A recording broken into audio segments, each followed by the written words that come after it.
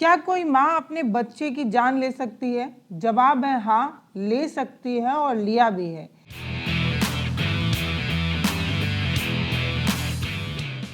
UP के औरैया में 3 बच्चों की जान लेने वाली मां को फांसी की सजा सुनाई गई है। कोर्ट ने कहा है कि ऐसी माओं को जीने का हक नहीं है। उसके प्रेमी को उम्र कैद की सजा सुनाई गई और दोनों पर 1-1 लाख रुपए का जुर्माना ठोक दिया गया। क्या है पूरा मामला आपको तसल्ली से बताऊंगी, लेकिन इस पूरे मामले को सुनने से पहले ये कहना चाहती हूँ, अगर आप कमजोर दिल के हैं तो कृपया वीडियो को छोड़ दीजिएगा, क्योंकि हम सभी जिस समाज में रहते हैं वहाँ माँ की ममता पर खूब चर्चा होती है। कहते हैं कि माता जननी होती है, वो जनदायिनी होती है, वो जिसे जन्म देती है उसे अपने जान से भी ज्यादा प्यार करती है।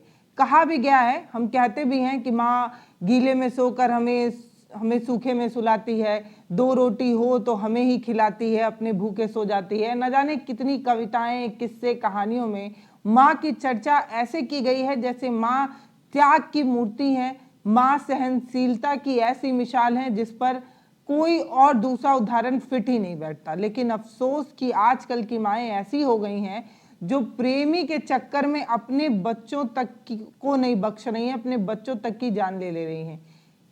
आपको सुनकर हैरानी होगी कि एक ऐसी माँ जिसने एक एक कर अपने बच्चों की जान ली और जान लेने के बाद उसे अफसोस तक नहीं है। कोर्ट जब उसे सजा सुनाती है तब उसके चेहरे पर कोई सिकन, कोई अफसोस, कोई आत्मग्लानि कुछ भी नहीं होता है। वो सिर्फ इतना कहती है कि पति की मौत हो गई थी, मुआवजे का जो पैसा था और जो भैंस थी वो ससुराल वाले रख लिए थे, मैं अपने बच्चों को पाल नहीं पा रही थी। ये बात कहती वो महिला नजर आती है और जो कुछ भी उस महिला की कहानी को सुनता है उसे सिर्फ इस बात की चिंता है कि क्या एक माँ इतनी कमजोर हो सकती है। माँ तो अपने खून का एक एक कतरा निछावर कर दे, लेकिन अपने बच्चों की जिंदगी बचाने की कोशिश करती है। बर्तन मांज के, झाड़ू पोछा कुछ भी करके वो अपने बच्चों को तो पाल ही लेती है। लेकिन माँ शब्द को शर्मसार करने वाली ये महिला कौन है और इसकी पूरी कहानी क्या है, ये आपको बताने जा रही हूँ।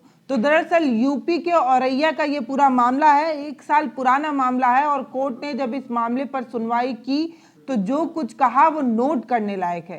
कोर्ट में जो कुछ भी जज के द्वारा कहा जा रहा था वो एक नजीर है, एक एग्जाम्पल सेट करने वाली बात है, क्योंकि जज भी किसी माँ के ही बेटे हैं और हम सभी जो ये वीडियो देख रहे हैं, जो वीडियो सुन रहे हैं, वो सब किसी माँ द्वारा ही जन्मे हैं।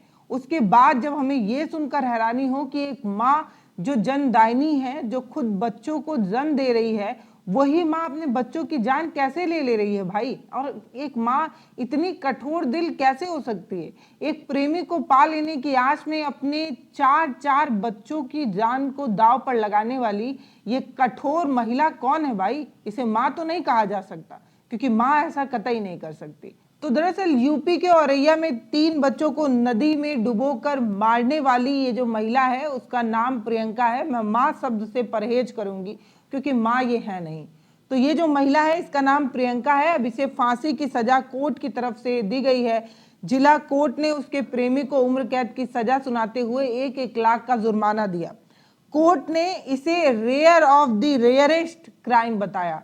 कहा कि ऐसा मामला बहुत कम मिलता है, नहीं के बराबर मिलता है और ऐसा मामला हो ही नहीं सकता। इस तरीके की बात कोर्ट ने कहा कि ये रेयर ऑफ रेयरेस्ट है, इस तरीके के मामले नहीं आते हैं। और जो महिला इस तरीके की चीजें कर सकती है, जो अपने बेटों को मार सकती है, ऐसी महिला को इस समाज में जीने का हक नहीं है। ये जीने का अधिकार खो चुकी है। ऐसी महिला समाज के लिए खतरनाक हो सकती है। ऐसी महिला जिसका दिल इतना कठोर, इतना पत्थर हो गया हो, जो अपने बच्चों के लिए ना पिघल रहा हो, ये समाज में क्या ही करुणा भाव रख पाएगी। कोर्ट ने जो जज साहब ने कहा है वो लाइन बाय लाइन पढ़ दूं तो आपको हैरानी होगी कि एक जज जब इस तरीके के मामले पर सुनवाई करता है तो पहले तो उसकी मनोस्थिति क्या होती होगी, सजा कैसी दी जाए वो यही सोचता होगा। मतलब ये जो एडीजी सैफ अहमद हैं, उन्होंने इस पूरे मसले पर सुनवाई की। सुनवाई के दौरान फैसला लिखते वक्त शायद जज साहब भी समझ नहीं पा रहे होंगे कि इस जघन्य अपराध की सजा क्या दी जाए। उन्हें ऐसा लगा होगा कि फांसी से ज्यादा कठोर सजा और कुछ हो ही नहीं सकती। ऐसे भी हमारे समाज में महिलाओं को फांसी नहीं के बराबर दी जाती है। आप समझिए कि आजादी के बाद अब तक कुल 3 महिलाओं को फांसी की सजा सुनाई गई है, लेकिन अभी तक किसी भी महिला को फांसी नहीं दी गई है। हमारा जो कानून है वो ये मानता है कि फांसी देना मतलब बहुत बड़ी बात हो जाती है। मतलब जल्लाद अगर किसी को फांसी दे रहा है उसके भी हाथ कांपते होंगे, लेकिन फांसी की सजा हमारे समाज में पुरुषों को नहीं के बराबर दी जाती है तो महिलाओं को तो छोड़ ही दीजिए। अब तक कुल 3 केसेस आए हैं जिसमें से आज तक कभी किसी को फांसी नहीं दी गई है। ये इस बात का उदाहरण है कि महिलाओं को कभी भी सूली पर नहीं टांगा जाता। ये हमारे समाज का नियम है। इसलिए नियम है क्योंकि नारी को देवी माना जाता है। हमारे समाज में स्त्रियों की पूजा की जाती है। कहा जाता है कि जो महिलाएं हैं वो देवी हैं, उनका सम्मान होना चाहिए। हर घर में कहा जाता है कि बहू के रूप में आपके घर लक्ष्मी आई है। इस तरीके की बात कही जाती है कि महिला जो है वो सम्मान पाने योग्य ऐसी चीज है, उसे फांसी तो नहीं दी जा सकती। जिस समाज में महिला को, नारी को देवी माना जाता है, उस समाज में महिला को फांसी नहीं दी जाती। लेकिन जब एक जज इस तरीके का फैसला सुना रहा है तो आप समझिए कि वो किस तरीके से, उनके दिमाग में क्या कुछ चल रहा होगा जब वो एक नारी एक महिला को फांसी की सजा सुना रहे थे। उन्होंने क्या कुछ कहा है वो मैं आपको बताती हूँ। उन्होंने कहा है कि प्रियंका एक के बाद एक 4 बच्चों को डुबोने का प्रयास कर रही थी। एक एक करके वो अपने बच्चों को पानी में डुबो रही थी। किसी भी पल उसका हाथ नहीं कांपा। एक एक करके अपने बच्चों को जब वो डुबा रही थी ना तो उसके अंदर आत्मग्लानि आया, ना उसके अंदर ममता जाग पाई। एक एक कर बच्चों को इस तरीके की चीजें कर रही थी। वो जननी है, उसने बच्चों को जन्म दिया है, लेकिन उसके बाद भी उसे अपने बच्चों के साथ इस तरीके की हरकत करने की इजाजत नहीं है। वो ऐसा नहीं कर सकती, भले ही उसने अपने बच्चों को जन्म दिया है तो भी। एक जननी जो माता अपने बच्चों को जन्म देती हैं, उस माँ को भी ये इजाजत नहीं होती कि वो अपने बच्चों पर इस तरीके की कठोर सजा जो है वो दे, उसकी जान ले ले। हमारा संविधान किसी भी शख्स की जान लेने की इजाजत नहीं देता। आप खुद की जान नहीं ले सकते, आत्महत्या नहीं कर सकते, तो दूसरे की जान आप क्या लेंगे। तो संविधान ये कहता है कि जो भी हमारे समाज में व्यक्ति है, जो बच्चा है, जो बूढ़ा है, जो बुजुर्ग है, जो जवान है, सभी इस देश की धरोहर हैं। सभी इस देश के एक एक कण हैं। किसी को भी मिटाया नहीं जा सकता, किसी को भी हटाया नहीं जा सकता, किसी की जान नहीं ली जा सकती। तो कोर्ट ने ये कहा कि भले ही उस माँ ने, उस औरत ने उस बच्चों को जन्म दिया, लेकिन उसे हक नहीं था कि वो अपने बच्चों के साथ ऐसा कर पाए। समाज में अब भय पैदा होने लगा है इस तरीके की चीजें होने पर। वो कहते हैं कि उस महिला ने जानबूझकर ये सब कुछ किया है, ठंडे दिमाग से उसने ये सब कुछ किया है। अपने उद्देश्य को पूरा करने तक, अपना लक्ष्य पाने तक वो एक एक कर अपने बच्चों की जान लेती रही, एक के बाद एक बच्चों को डुबोती रही। मतलब उसने सब कुछ सोच समझ कर किया, तसल्ली से किया, ठंडे मन से किया। ऐसा नहीं है कि गलतीवश हो गया, ऐसा भी नहीं है कि हड़बड़ी में इस तरीके की चीजें हुई। उसने जानबूझकर बार बार एक एक कर जब इस तरीके की चीजें की है तो उसको सजा मिलनी चाहिए। वो कहते हैं कि इस तरीके की घटनाएं ना, इस तरीके की चीजें रिश्तों को शर्मसार करती हैं। वो कहते हैं अब रिश्ता जो है वो शर्मा जाएगा। हम ये कहते हैं कि बच्चा सबसे ज्यादा अपने माँ के आंचल में, अपने माँ के गोद में सुरक्षित होता है, लेकिन इस तरीके की घटनाएं होने के बाद अब ये भी नहीं कहा जा सकता कि बच्चा अपनी माँ के पास सुरक्षित होगा, क्योंकि ऐसी कलंकनी माएं भी इस दुनिया में हैं। सोचिए, जज साहब ये साफ कह रहे हैं कि अब तो माँ के पास भी बच्चा सुरक्षित नहीं रह पाएगा। अब हम ये भी नहीं कह सकते कि बच्चा सबसे ज्यादा अपने माँ के पास सुरक्षित रहेगा। ऐसी कठोरतम सजा इन्हें दी जानी चाहिए, ऐसा कठोर दंड इन्हें दिया जाना चाहिए ताकि समाज में एक उदाहरण पेश हो सके और भविष्य में ऐसी घटना दोबारा ना हो। इस तरीके की बात जज साहब ने कही। जज साहब खुद कह रहे हैं कि ऐसी सजा दी जाए ना कि ऐसी घटना दोबारा ना हो।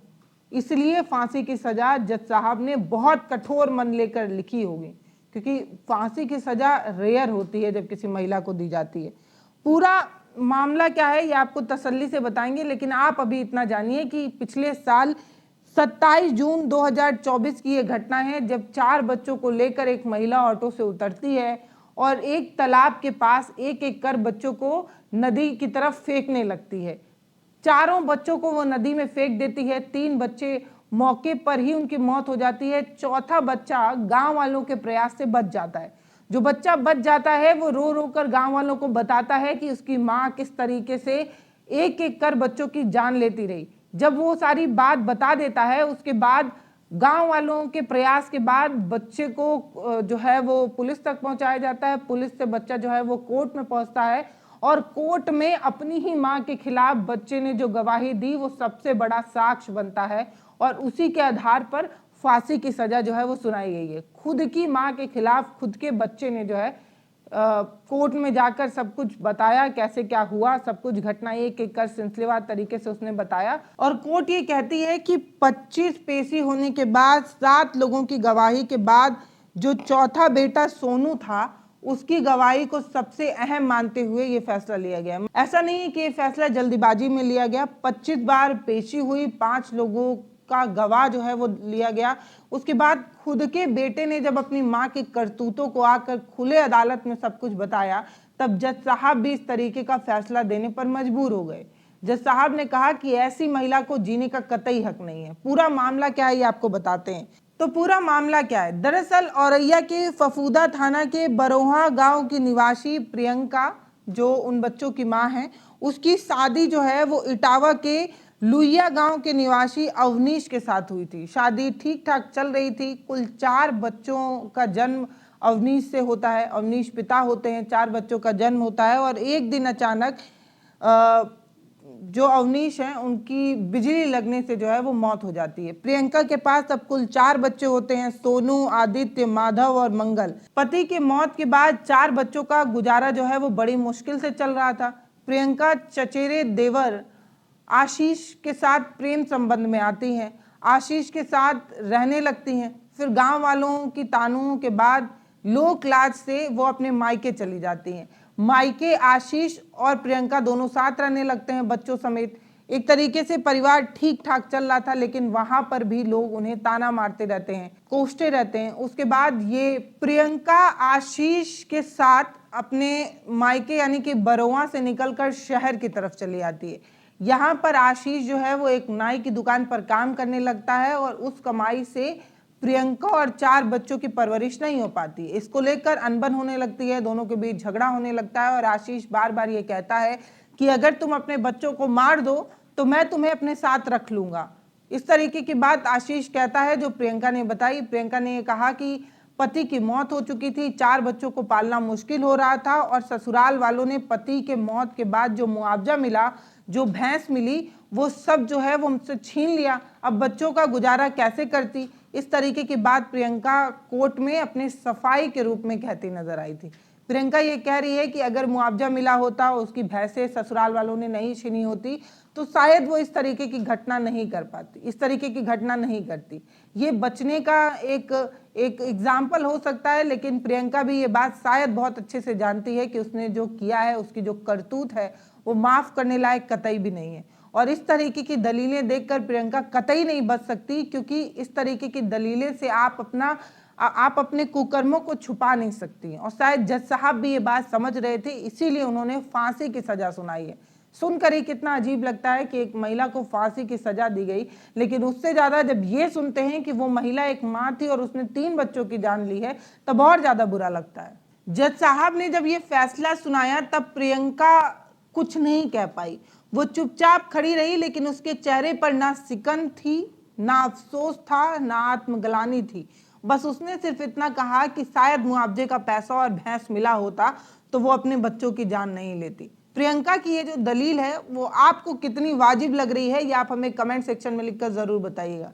लेकिन एक माँ होने के नाते मैं तो ये बात ज़रूर कह सकती हूँ कि एक माँ इतनी कमज़ोर कभी नहीं हो सकती कि वो इस तरीके की घटना को अंजाम दे दे। और शायद इसीलिए जज साहब ने भी इसे रेयर ऑफ रेयरेस्ट कहा। इस तरीके की घटनाएं हमारे समाज में नहीं होनी चाहिए। अगर इस तरीके की घटना हमारे समाज में होने लगे तो समझिए कि माँ की ममता जो सबसे अनमोल कही जाती है, माँ जो कह देने मात्र से ही आधा दुख कम हो जाता है, उस शब्द को भी इस प्रियंका ने शर्मसार कर दिया। इसीलिए मैं इसे बार बार महिला कह रही हूँ, माँ नहीं कह रही, क्योंकि माँ कहलाने लायक तो ये कतई है नहीं। फिलहाल इस वीडियो पर आपकी जो भी राय हो वो आप हमें कमेंट सेक्शन में लिखकर जरूर बताइए। वीडियो को शेयर कीजिए, चैनल को सब्सक्राइब जरूर करिए और इस वीडियो पर अपनी राय लिखकर हमें जरूर बताइएगा। बहुत बहुत धन्यवाद।